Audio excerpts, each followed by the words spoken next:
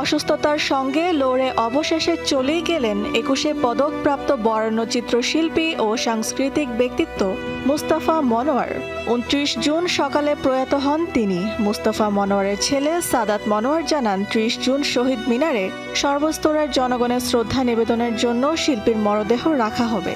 এরপর দাফন করা হবে বনানীর কবরস্থানে।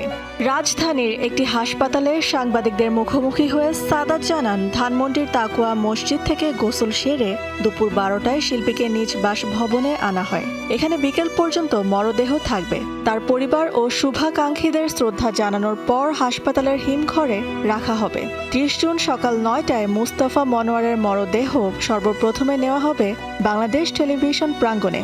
সেখানে তার প্রথম জানাজা অনুষ্ঠিত হবে। এরপর সকাল 10:30 থেকে 11টার মধ্যে মরদেহ নিয়ে আসা হবে কেন্দ্রীয় শহীদ মিনারে।